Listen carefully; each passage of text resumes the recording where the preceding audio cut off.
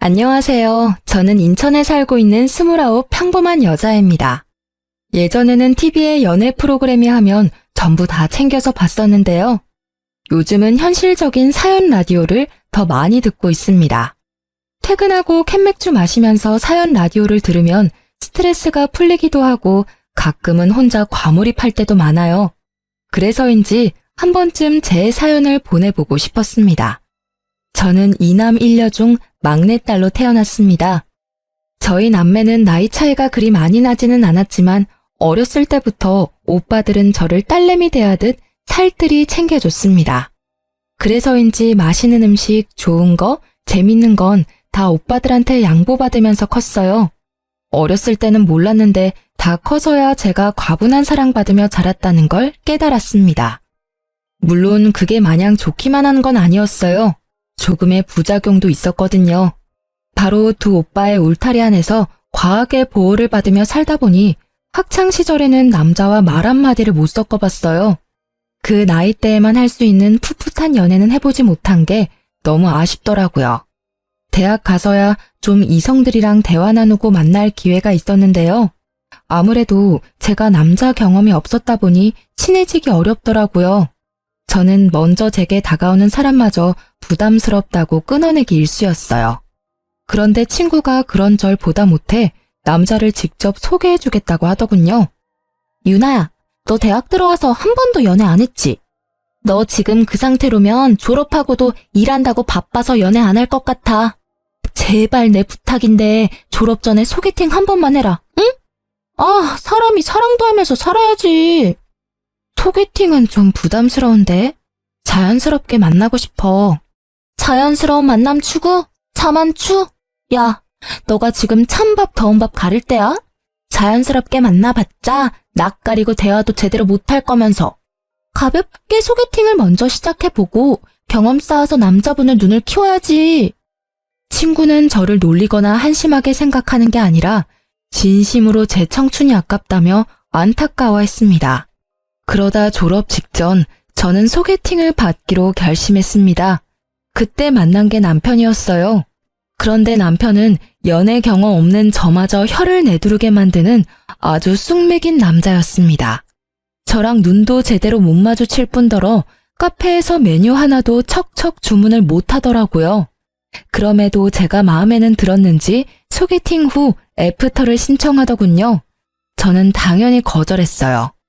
그런데 운명의 장난일까요? 제가 대학 졸업 후에 곧바로 취업을 못했었거든요. 취업하기 전까지 용돈이라도 벌려고 아르바이트 면접을 봤는데 그곳에 소개팅을 했던 그 남자, 지금의 제 남편이 일하고 있었어요. 분명 그때 전혀 이성적인 호감이 안 느껴졌던 사람인데 같이 아르바이트 하면서 힘든 일을 겪다 보니 어느새 정이 들어버리더군요. 남편은 연애는 쑥맥이었어도 사회 경험은 저보다 훨씬 많은 사람이었으니까요. 태어나 난생 처음 알바를 하는 저와 달리 그는 여러 아르바이트를 해왔어서 그런지 제가 헤맬 때마다 능숙하게 많이 도와줬습니다. 자연스럽게 의지를 많이 하게 됐고 저는 그렇게 첫 연애를 시작했습니다. 그렇게 연애 시절을 보내고 그와 결혼을 결심했을 때 저희 오빠들은 부모님보다 더 결혼을 강력하게 반대했습니다. 남친 집 형편이 조금 안 좋았거든요. 연애는 몰라도 결혼은 비슷한 수준의 집이랑 해야 한다고 오빠들은 저를 다그쳤습니다. 저희 오빠들은 둘 다 공무원이어서 더 좋은 짝 주변에서 찾아주겠다며 어떻게든 제 마음을 돌리려 하더군요. 막내야, 너 진짜 남자분 눈이 왜 그렇게 형편없는 거니? 네 남자친구가 고객센터에서 일하는 건 우리 집이랑 아무 상관없어. 하지만 내 매제될 사람이 고객센터에서 일하는 건 많이 다르지. 형이랑 내 주변에 다 공무원이야. 그래서 우리는 당연히 적어도 넌 공무원 남편 만날 줄 알았어. 우리가 네 짝으로 봐준 사람들이 있으니까 제발 이 결혼 다시 생각해봐. 공무원만 직업이야, 오빠? 왜 직업만 보고 그렇게 사람을 판단해? 그 사람 고객센터에서 나름 우수사원이야. 성실하고 일하고 있는데 직업 비하는 하지 말아줄래? 너 위해서 하는 소리야. 그 사람을 비하하고 싶은 마음 하나도 없다. 사람은 저마다 수준에 맞는 사람을 만나야 한다는 소리야.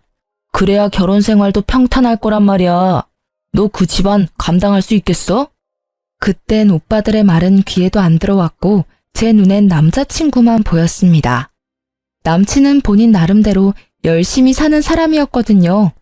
넉넉한 집안도 아니었고 좋은 회사를 다니는 건 더더욱 아니었지만 그때의 남편은 불금에도 놀지 않고 대리운전을 해서 투잡을 뛰는 성실한 사람이었습니다. 저는 그런 남편을 보고 앞으로 무슨 일이 생기더라도 가족들은 먹여 살릴 사람이라 생각했어요. 게다가 저 역시 결혼해서도 일을 쉴 생각이 없었기에 둘이 배고를 일도 없겠다 안심했습니다. 오빠들은 끝까지 반대하다가 남편을 한번 제대로 만나보고는 사람은 좋더라면서 제게 사과했습니다. 부모님께서도 끝내 막내딸이 좋아하는 남자면 인성만 좋으면 됐다 하셨고요. 그렇게 저는 친정가족이 반대했던 결혼을 해냈습니다. 그래서인지 더더욱 잘 살고 싶었어요. 남편은 어렸을 때 시부모님께서 이혼하셔서 시모랑 시누이랑 살았어요. 사람은 착한데 여동생 있는 것 치고 센스가 너무 부족했던 남편은 제가 연애하면서 많이 고쳐놔서 사람으로 만들었어요. 연애 초반에는 뭐 맛있는 거라도 먹으러 가면 저보고 먹어보라는 소리도 없이 허겁지겁 남편이 혼자 다 먹어버려서 벙찐 적도 있었습니다. 그때 화를 안 내고 저는 아무도 안 뺏어 먹는다고 어린아이한테 알려주듯 남편에게 말했어요. 몇 번 그러더니 나중에는 반성하고 식탐 부리는 걸 고치더라고요. 그리고 제 선물을 받기만 하고 한 번도 따로 선물을 안 챙기길래 가끔은 선물 받고 싶다고 솔직하게 말했습니다. 그랬더니 화들짝 놀라더라고요. 자기가 받고만 있는지 정말 인지를 못하고 있었대요. 저는 사랑은 주고받는 거라고 기념일에 소소한 선물이라도 좋으니 준비해달라고 말 그대로 교육을 시켰습니다. 저희 남편은 빙빙 둘러서 말하는 것보다 직설적으로 말하면 긍정적으로 바뀌었거든요. 그렇게 발전하는 모습 보고 당장 내일 그리고 몇 개월, 길게는 몇 년 후에는 남편이 더 괜찮은 남자가 될 사람이라 믿었습니다. 지금 하나하나 돌이켜보니 정말 저는 그 사람을 사랑해서 결혼했던 것 같네요. 그런데 그 사랑도 결국은 결혼 후 시댁 문제로 차갑게 식어버리더군요. 팔은 안으로 굽는다고 남편은 그냥 제 사람이 아니라 여전히 시댁 장남에 불과했습니다. 여보, 동생이 못 본 지 오래됐다고 식사 같이 하재. 그래? 생각해보니 아가씨 못 본 지 좀 됐네? 언제쯤? 근데 우리 결혼식 이후로 양가 부모님 모시고 식사했던 적 없었지? 내 동생만 부를 게 아니라 아예 가족들 다 모여서 밥 한 끼 먹는 건 어때? 오, 그거 좋은 생각인데? 저는 놀랍도록 발전한 남편의 센스에 감탄했습니다. 친정 식구들이랑 시댁 식구들 전부 초대해서 식사 대접하고 싶다고 먼저 말을 꺼낼 줄 몰랐거든요. 상견례 그리고 결혼식 이후로 처음 양가 가족이 모이는 자리였죠. 그날 바쁜 큰오빠 빼고 작은 오빠만 와서 같이 식사를 했습니다. 그런데 남편이 식당을 예약하겠다 해서 맡겼는데 상견례를 할 법한 고급 한정식 집을 예약했더라고요. 가격대가 비싸서 저는 조금 놀랐습니다. 겉으로 티는 안 냈지만 남편에게 속삭였죠. 여보야, 오늘 무슨 날이에요? 인당 7만 원이야. 오늘 중요한 날이거든. 남편은 의미심장한 웃음을 짓고 저는 뭐 남편이 좋은 소식이라도 저 몰래 알리는 자리인가 싶었어요. 친정 부모님께서도 분위기가 분위기다 보니 혹시나 제게 임신했냐고 물어보셨어요. 아니라고 말씀드리고 기왕 간 거 맛있게 먹었습니다. 많은 발전은 했지만 아직은 부족한 남편의 센스에 알려줄 게 늘었다고만 생각했어요. 무슨 날도 아닌데 가족들 모일 때마다 고급 한정식 집을 갈 수는 없는 거니까요.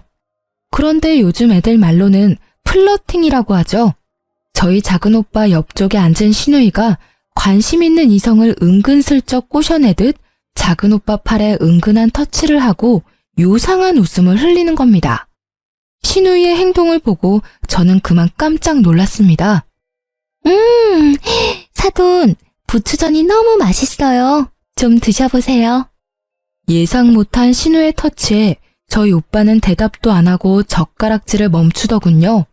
그러면 그만둘 법도 한데 여전히 과한 관심을 보이는 신우이 때문에 제 얼굴이 다 화끈거렸어요. 거기다 시모는 한술 더 뜨셨어요. 막내딸이 눈치 없게 오빠들보다 먼저 시집가서 사돈 근심이 많으시겠어요. 그런데 보니까 사돈 총각도 그렇고 우리 딸도 그렇고 둘 다 결혼 정년기네요. 이렇게 된 거 둘이 짝을 이루면 어른들 고민도 없을 텐데. 네? 아, 괜찮습니다.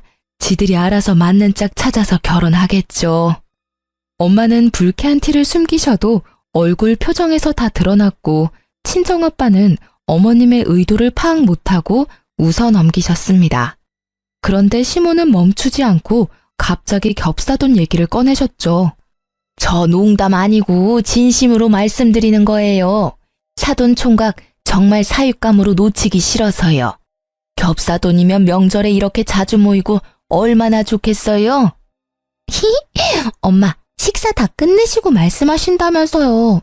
괜히 당사자들 쑥스럽게 왜 그래요?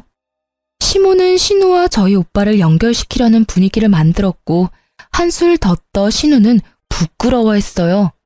뭐 인연이 된다면야 겹사돈이 될 수도 있지만 난데없이 당사자 의견은 물어보지 않고 이런 자리를 만들었다는 게 좀 황당했습니다.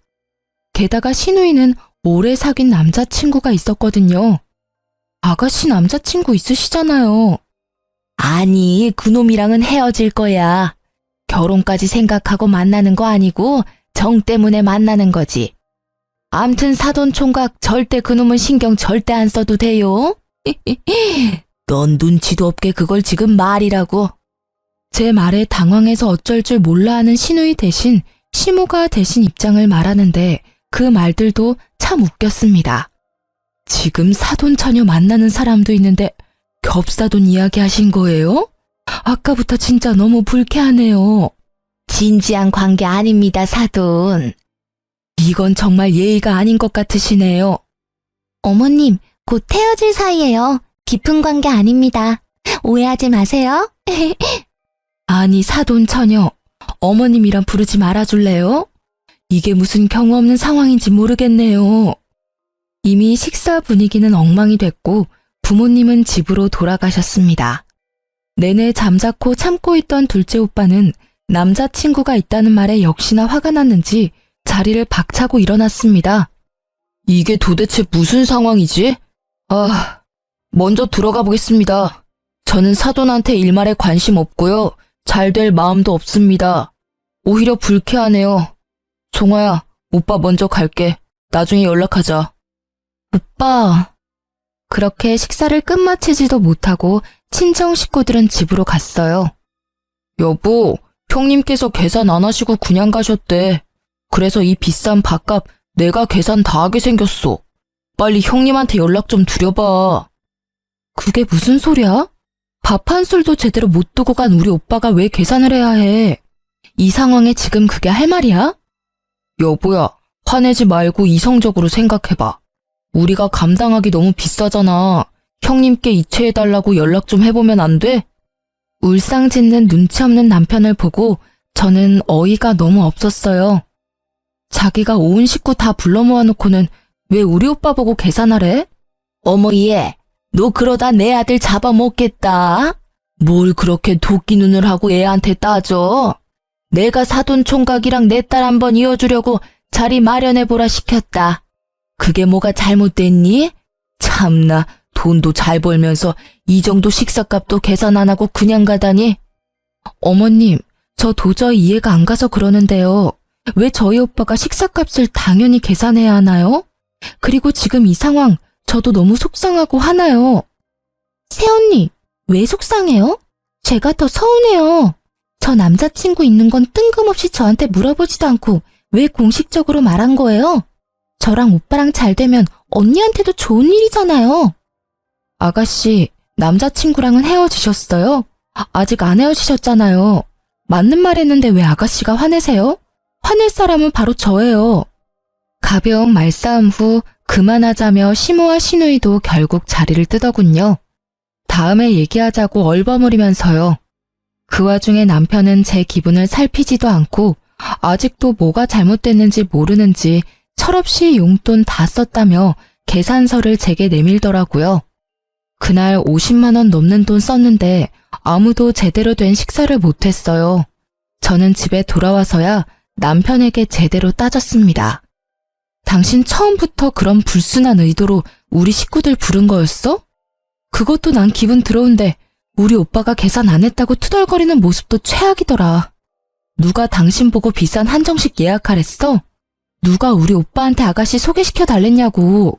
지금 이게 도대체 무슨 상황인데? 불순한 의도라니, 기분이 더럽다니, 말 좀 가려서 해라. 그리고 소리 지르지 말고 이야기해, 차분히 얘기하란 말이야. 아니, 다 큰 남녀 소개시켜주는 자리를 꼭 세세하게 말하고 진행시켜야 해? 어색한 분위기 말고 자연스럽게 분위기 형성한 거잖아. 우리 엄마께서 얼마나 무안하셨겠어? 당신 그렇게 안 봤는데 너무 매정한 것 같아. 충분히 좋게 위트 있게 넘길 수도 있는 상황이었어. 게다가 오빠로서 지금 내 동생 남친은 비전이 없어. 결혼시키기 싫다고. 이렇게 가까이에 좋은 신랑감 있는데 내가 망설일 이유가 있겠어? 동생 위해서 용기 한번 내본 거라고. 근데 당신 때문에 다 망쳤어. 너나 소리 지르지 마. 이 상황에 무슨 교양을 따지니? 너 지금 네가 뭘 잘못한 건지 모르지? 나 당신 부인이야. 간단히 상의라도 했어야지. 그럼 당신이 내 동생이랑 형님 연결시켜 줬을 거야? 아니? 그럼 내가 당신 죽어라 말리기라도 해서 애초에 이런 상황 안 만들었겠지. 오래된 남친 있는 아가씨랑 솔로인 우리 오빠를 왜 엮어? 당신도 아가씨도 참 구제불능이다.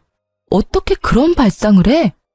됐고, 2번 다시는 이런 상황 만들지 마. 알겠니? 그리고 오늘 계산한 밥값 다음 달부터 당신 용돈에서 절반은 뺄 테니까 그렇게 알아.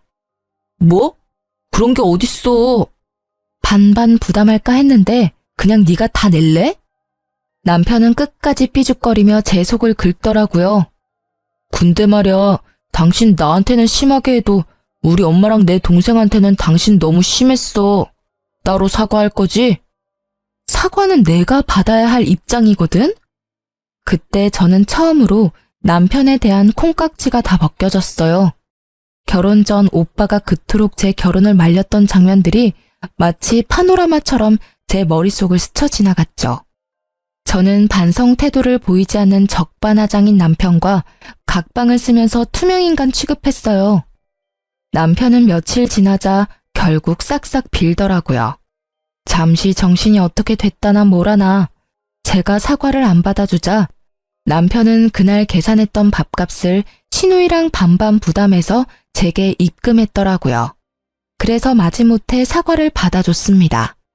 이미 그 한 번의 일로 남편에게 정이 떨어질 대로 떨어졌지만요.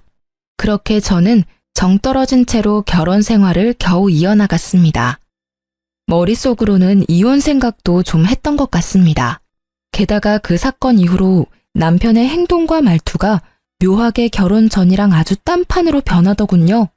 그러다 결국 지금까지 남편이 제 앞에서 보여줬던 좋은 모습들은 전부 일시적인 변화에 불과했다는 걸 깨달았어요. 시댁 식구들이 본격적으로 제 남편을 쥐고 흔들었거든요. 남편은 꼭 시모와 시누이의 말에 움직이는 꼭두각시 인형 같았어요. 아직 결혼 안 한 분들이 제 사연을 우연히 듣는다면 제발 결혼할 사람 그 한 명만 보지 마시고 그의 배경도 잘 보고 결혼 상대로 아닌 사람은 초반에 잘 걸렀으면 좋겠습니다. 저는 어리석게도 사서 고생을 했지만요. 얼마 안 가 시누이는 자신의 오래된 남자친구와 초스피드로 결혼식을 올렸습니다. 저도 속에 앙금은 남아있었지만 그때만큼은 잘된 일이라 진심으로 축복해줬습니다. 하지만 나중에 집에 날아온 우편물을 보고 그 진심도 싹 사라지더군요. 저희 부부가 쓰는 거래은행도 아니고 저축은행 우편물이 제 남편 이름으로 와 있길래 저는 아무 생각 없이 열어서 내용을 확인했습니다. 남편은 저 몰래 신용대출을 3천만 원이나 받았더라고요. 혹시 남편이 나 몰래 무슨 사고라도 친 걸까 싶어 너무 놀라 손이 바들바들 떨리더라고요. 여보, 이거 뭐야? 아니, 당신이 3천만 원 신용대출 받을 일이 뭐가 있어? 아이씨, 뭐야. 왜 남의 우편물을 함부로 열어? 여기 본인 외 개봉 금지. 안 보여? 아무리 우리가 결혼을 했어도 선은 넘지 말자, 어? 정말 웃기지 않나요? 남편 놈은 그 상황에서도 프라이버시가 어쩌고 저쩌고 한참 제게 큰 소리를 치더라고요. 야, 뭐? 너야말로 선 넘지 마. 아니, 넘었네 이미. 우리가 벌면 얼마나 번다고 이자율 높은 저축은행에 3천이나 빌리니? 그거 이자랑 원금 어떻게 갚을 거야? 결혼했으면 대출도 의논하고 받아야 하는 거 아니야? 1금융도 아니고 이렇게 큰 돈을 저축은행에 빌린 이유가 뭔데? 어? 너 나 몰래 도박하니? 아님 주식? 코인? 무슨 소리야. 난 떳떳해. 그딴 거 안 한다고. 아니, 자기도 형님들이 막내 여동생 결혼한다고 우리 신혼집 해주셨잖아. 형님들은 당신한테 집 해주셨는데 나도 오빠니까 내 하나뿐인 동생 결혼한다는데 뭐라도 해줘야지. 혼수하라고 3천만 원 그대로 다 줬어. 뭐? 그걸 지금 말이라고 하는 거야? 우리 오빠들은 본인들이 번 돈을 차곡차곡 모아서 나 축하해준 거잖아. 이게 그거랑 같아? 너도 네가 모은 돈으로 축하해주던가. 네 수중에 있는 돈 쓰면 내가 말도 안 해. 어떻게 겁도 없이 덜컥 신용대출을 몇 천씩 받아? 게다가 넌 가정도 있는 사람이잖아. 내 의견은 하나도 안 묻고 상의 없이 신용대출 받는 게 정상이야? 당신 마인드 진짜 무섭다. 그게 이자가 얼만데? 너는 뭐 맨날 나보고 상의하래. 이런 것쯤은 나 혼자 결정해도 되잖아. 그럼 외벌이도 아니고 뻔히 너랑 나 맞벌이 하는 거 알고 있는데 어떻게 여동생한테 돈 없다고 말하냐? 그건 내 자존심이 허락 못해. 그리고 당연히 형님들은 돈 잘 버니까 대출 안 받아도 여유롭겠지만 난 그렇지 않잖아. 그러니 대출이라도 받는 수밖에. 그러니까 수준에 맞게 축하를 해줘야지. 답답하다. 전혀 말이 안 통해. 어쩌겠어. 이미 지나간 일이니까 그만 화내. 천천히 갚아나가면 되잖아. 그래서 말인데 생활비 각출하는 거 1년만 좀 봐줘. 뭐? 빚 갚는 게 남일이야? 뭐가 그렇게 여유롭고 덤덤하고 뻔뻔해? 우리 결혼했어. 저지르기 전에 상의했어야지. 1년? 어림도 없어. 네가 저지른 일 너 혼자 알아서 감당해. 경제관념까지 박살난 남편의 행동을 보니 저는 당장 이혼하고 이 상황을 벗어나고 싶다는 생각이 강하게 들었어요. 이대로 있다가는 저마저 빚더미에 앉을 것 같은 예감이 들었거든요. 거기에 시누이와 시모의 막 나가는 행동은 제 이혼을 더 앞당기게 해줬습니다. 남편과 냉전은 계속됐고 저는 개인적으로 이혼 전문 변호사를 알아보고 있던 중이었어요. 자고 있는데 새벽에 갑자기 시누이가 신혼집에 쳐들어와서는 저를 몰아붙이더군요. 언니 때문이라고요. 이게 다 새언니 때문이야. 아가씨 왜 이러세요? 지금 시간이 새벽 2시 반이에요. 신우는 난데없이 나타나서 바닥에 널브러져서 울기만 하며 하염없이 제 탓을 하더라고요. 다짜고짜 전부 제 탓이라는데 한편으로는 왜 그러는지 궁금하면서도 너무 어처구니가 없었어요. 그리고 시누이가 연락을 한 건지 시모도 곧 신혼집에 행차했습니다. 시모가 오니 신우는 어쩐지 더 기세가 등등해져서 울음소리는 더 커지고 저를 살짝 밀치기까지 하더군요. 그런 와중에도 남편 놈은 저를 지켜주지도 않고 잠자코 그 상황을 지켜보고만 있었습니다. 어차피 이제 이혼할 놈이지만 진짜 너무 괘씸하더라고요. 내가 언니 때문에 그날 상진 오빠 놓치고 결국 그 모질이랑 결혼했다가 이 꼴 났잖아요. 그 모질이 놈 바람났어. 내 결혼 어떡할 거야. 신우가 언급한 상진 오빠는 저희 둘째 오빠 이름이에요. 그러니까 신우 말을 정리해보면 저희 오빠랑 결혼했으면 자기는 남친이랑 결혼했을 일은 전혀 없었다고요.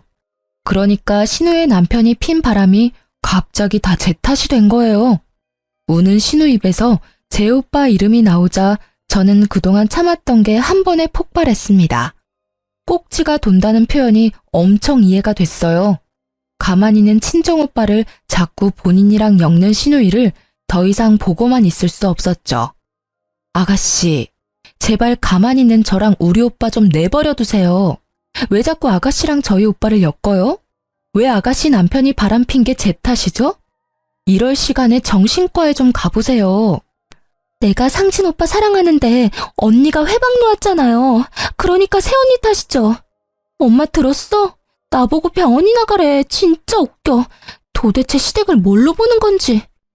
너 지금 어디 시엠이 보는 앞에서 소리를 지르니? 내 딸 정신병자 취급하지 마라. 겹사돈 진즉했으면 이렇게 불화도 안 생겼을 거다. 니 탓 맞지 뭐. 어머님, 꼭 딸내미 손잡고 병원 좀 가보세요. 저 진짜 기가 막혀서 더 말하기도 싫으니까 제 집에서 당장 나가주세요. 제발요. 너 진짜 내가 엄마랑 내 동생한테 함부로 하지 말랬지? 진짜 시댁이 우습냐? 남편이 우스워? 그래, 우스워. 그만 우스운 꼴 보이고 네 엄마랑 네 여동생 데리고 내 집에서 나가. 뭐? 내 집? 여기가 왜 네 집이야? 우리 집이지? 예, 이렇게 된 게 다 네 탓인데 사돈 총각이랑 재혼을 시키던지 네가 해결책을 내놔야 나가지. 시모는 정말 눈 하나 깜빡이지 않고 재혼을 언급했어요. 저는 재혼이란 말에 이성의 끈이 딱 끊어지더군요. 그놈 바람핀 걸 왜 나한테 책임을 묻냐니까요? 애먼 우리 오빠를 뭐가 어째요? 재혼? 다신 우리 오빠 입에 올리지 마세요. 우리 집이 만만해요. 제가 만만해요. 야, 넌 뭘 보고만 있어. 내가 분명히 다 데리고 나가라 했지. 제가 이성을 잃고 남편 놈 멱살 잡고 뒤흔드니 평온해 보였던 시모는 그제야 눈이 뒤집혀서 제 뺨을 내리치려 손을 들더군요. 남편 놈은 그나마 자기 마누라 뺨 맞는 건 또 싫은지 지가 대신 뺨을 맞았어요. 넌 그걸 또 속도 없이 왜 막아? 괜찮냐? 안 되겠다. 어머님은 어머님 자식만 귀하죠? 저는 일부러 남편의 뺨을 갈겼습니다. 시모는 자기 아들이 싸대기 맞았다며 개거품 물고 쓰러지려 하더군요. 제 손맛을 본 남편은 멍하니 정신 못 차리고 서 있고 시누이는 옆에서 씩씩거리더군요. 언니, 지금 우리 오빠 뺨 때렸어요? 왜? 너도 맞아야 정신 차릴래? 너도 한 대 맞기 전에 까불지 마. 너 정말 막 나가기로 한 거냐? 어디 내 앞에서? 저 이 사람이랑 이혼할 거예요. 눈에 뵈는 거 없으니까 얼른 나가세요, 당장. 당신 진짜 왜 이래? 잊었어? 여기 우리 오빠가 내 명의로 해준 집이야. 여보세요? 경찰이죠? 출동 좀 바로 해주실 수 있나요? 집주인이 나가라는데 계속 안 나가는 인간들이 있어서요. 저는 망설임 없이 경찰에 신고했습니다. 아니면 상식이 안 통하는 이 사람들과 날이 밝도록 싸울 것 같았거든요. 5분 만에 출동한 경찰들이 가족이라도 명의가 제 집이라 나가라면 나가는 게 맞다고 설명하자 시모와 신우는 온몸으로 발악했습니다. 남편에게도 꼴 보기 싫으니 같이 나가라고 했어요. 남편은 저를 아련하게 쳐다보더니 제발 좀 그만하라고 창피하니까 집에 가자며 시모와 신우이에게 소리치더군요. 그만하라는 말을 진작 좀 해주지. 너무 원망스러웠어요. 진작에 중간에서 본인이 중재했다면 얼마나 좋았을까요? 저는 친정오빠들이 해준 집이 오로지 제 명의라 정말이지 다행이라 생각했습니다. 쉽게 이혼해주지 않는다면 이혼 소송하기에도 충분했죠. 저는 그대로 울다가 지쳐 잠들었는데 일어나 보니 친정오빠의 연락이 가득 와 있었습니다. 오빠?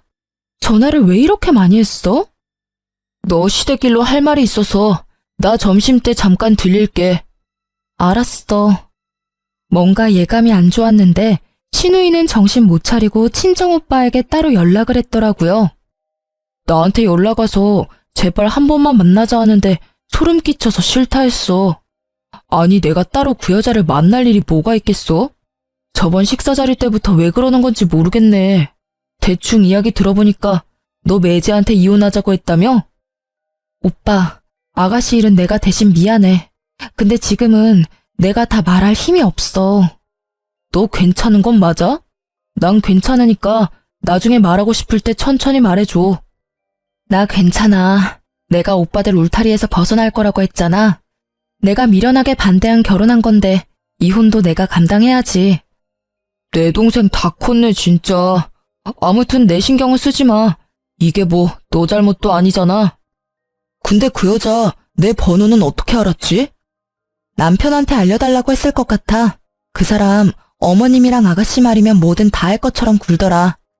연애 때는 내 말이 우선이었는데 결혼하고 나니까 시댁 입김에 움직이더라고. 나 몰래 아가씨 혼수 보탠다고 신용 대출까지 받았더라. 아, 그놈 진짜. 내가 머리 싸매고 끝까지 반대할걸. 하여튼 이 오빠가 도와줄 일 있으면 말해줘. 큰형이랑 얘기해보고 변호사도 구해줄게. 저는 얼마 안 가 시댁에 가서 이혼하자고 서류를 내밀고 더 이상 저희 오빠에게 연락하지 말라고 단호히 말했습니다. 남편의 얼굴은 그 사이 피죽도 못 얻어먹은 것 마냥 많이 상해 있더라고요. 목소리도 한껏 풀이 죽어 있었어요. 하지만 더 이상 안타까운 마음도 안 들었습니다. 솔직히 저 보여주려고 쇼한다는 생각밖에 안 들었어요. 이혼하자. 내 결론은 이혼이야. 남친 있는 아가씨가 사돈인 우리 오빠한테 찝쩍거리는 것도 불쾌했고 결혼해서 남편 바람피니까 나랑 우리 오빠 언급하는 것도 소름 끼치고 결정적으로 당신 나 몰래 아가씨 준다고 신용대출 받은 거에서 난 완전히 신뢰를 잃어버렸어. 여보야, 그러지 말고 나랑 일단 둘이 더 대화를 해보자. 제발. 이렇게 갑자기 이혼 서류 내밀면 나 어떻게 살라는 거야? 내가 잘못했어, 응? 남편은 제게 손이 발이 되도록 빌었지만 이미 이혼은 결심했으니 냉정하게 남편을 뿌리쳤어요. 이미 난 이혼할 거라 정했어. 당신이 못 받아들이겠으면 소송으로 가는 거야. 정말 너 너무한다. 겨우 그거 가지고 꼬투리 잡아서 이혼이라니. 말이 되는 일이야 이게? 아들, 너도 그만 사과해라. 여동생 도와준다고 돈 빌릴 수도 있는 거지. 그리고 사돈끼리 잘 되면 좋은 일인데 뭘 그렇게 열을 내? 너 혹시 우리 집안 무시하냐? 이 계기로 우리 아들 완전히 네 손바닥에 두고 살고 싶다 이거야? 요망하다 정말. 시모의 치맛바람이 또 불기 시작하자 남편은 의외로 시모에게 불같이 화를 냈습니다. 엄마 제발, 제발 좀 그만 좀 하시라고요.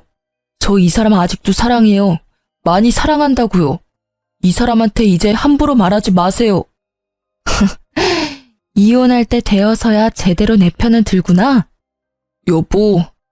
미안하지만 너 이제 와서 정신 차린다 해도 소용없어. 그러니까 내 편 들 필요 없어. 소중한 너희 어머니 여동생 편이나 들어. 너는 이제 내 사람 아니거든. 제가 쐐기를 박자 남편은 눈물 콧물 빼며 울더군요.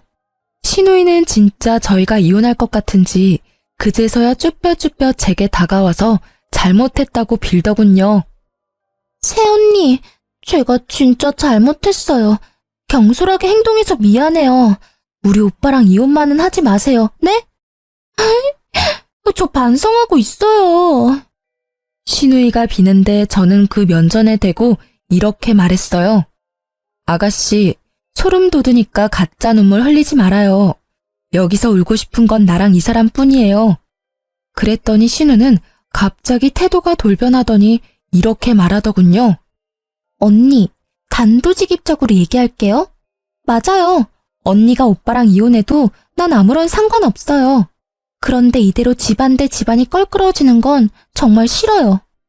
나중에 새언니가 내 시누이가 될지 모르는데 그럼 곤란하잖아요. 전 그게 걱정돼요.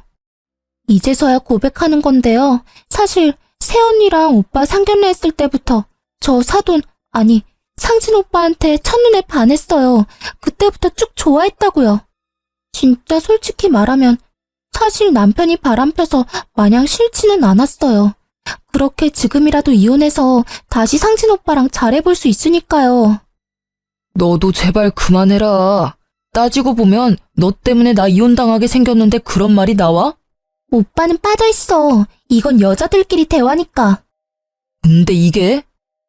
남편은 신우를 억지로 나가게 하려다가 신우가 땅바닥에 철푸덕 넘어지고 말았죠. 오빠 진짜 왜 이래? 그냥 잠자코 엄마랑 내 말이나 들어. 너 지금 여자 하나 때문에 동생을 밀어? 이놈이? 자기들끼리 헐뜯고 싸우는데 저는 그 틈을 타 녹음이 잘 되고 있는지 확인했어요. 혹시 몰라 시댁 들어올 때부터 휴대폰 녹음 어플을 켜고 있었거든요. 녹음은 아주 잘 되고 있었고 저는 신우의 절절한 고백이 담긴 그 녹음을 그대로 신우 남편에게 보냈습니다. 번호는 없었지만 저와 시댁 식구들이 모여있는 단톡방에는 그분도 계셨거든요. 저는 이만 가볼게요. 아가씨, 잘해봐요. 앞으로 어떻게 될지 정말 궁금하네요. 언니, 지금 나 응원해주는 거예요?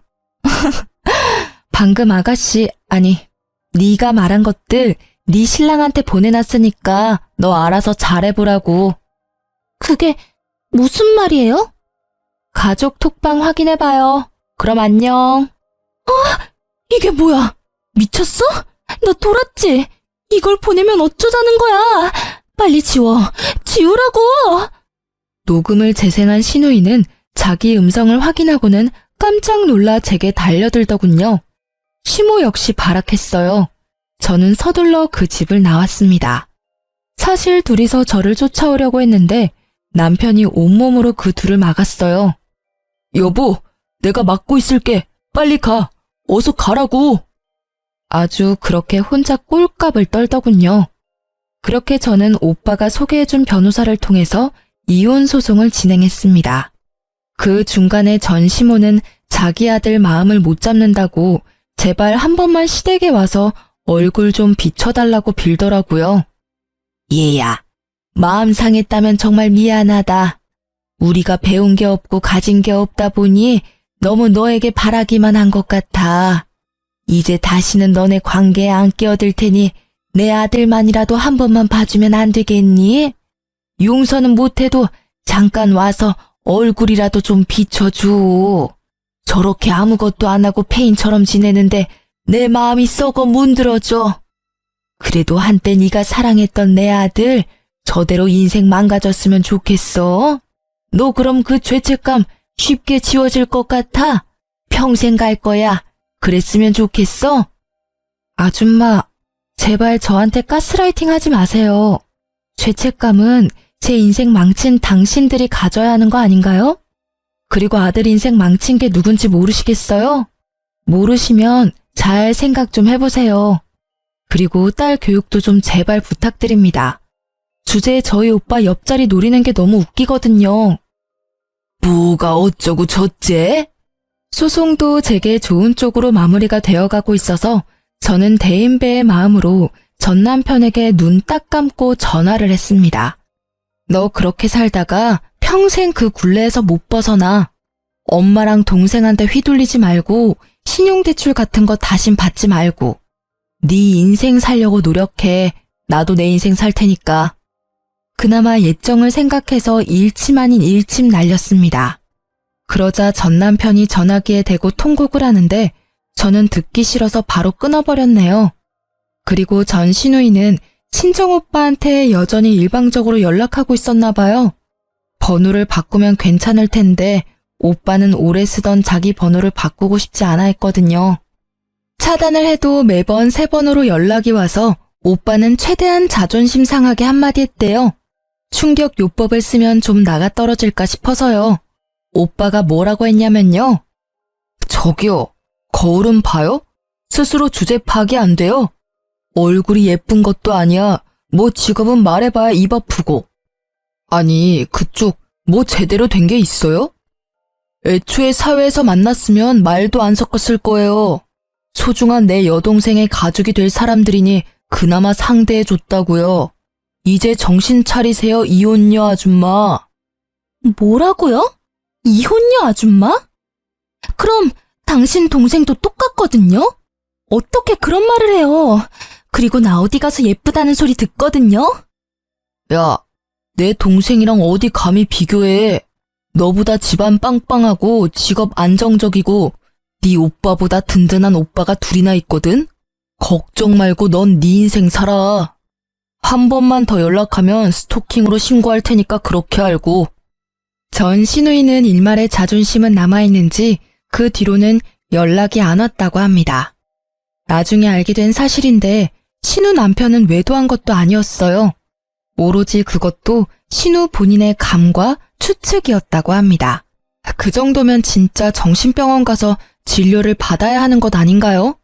신우는 저희 오빠도 가능성이 없어지자 뒤늦게 자기 남편한테 매달려봤지만 제가 보낸 녹음 덕에 이혼당했더라고요. 저도 지 때문에 이혼했는데 자업자득이라 생각했습니다. 덕분에 살았다며 전 시누이 남편은 제게 고맙다고 인사까지 하더라고요. 서로 동병상련이었죠. 그런 집안이랑 엮여서 액땜 제대로 했다고 이야기를 나눴었네요. 결혼 전 연애 때까지는 정말 뜨겁게 전 남편과 사랑했기에 이혼하면서도 저도 많이 씁쓸하기는 했습니다. 좋게 헤어진 게 아니니까요. 그만큼 저도 상처가 컸고 많이 아팠으니 저는 저대로, 전 남편은 전 남편대로 각자 알아서 이 고통을 이겨내야겠죠. 사랑만 가지고 결혼하는 건 정말 모험 같아요. 주변에서 말리는 결혼에는 다 이유가 있다라는 걸 비싼 값 주고 저는 경험했습니다. 다른 분들은 그러질 않길 바래요. 지금까지 제 긴 사연 들어주셔서 너무 감사합니다.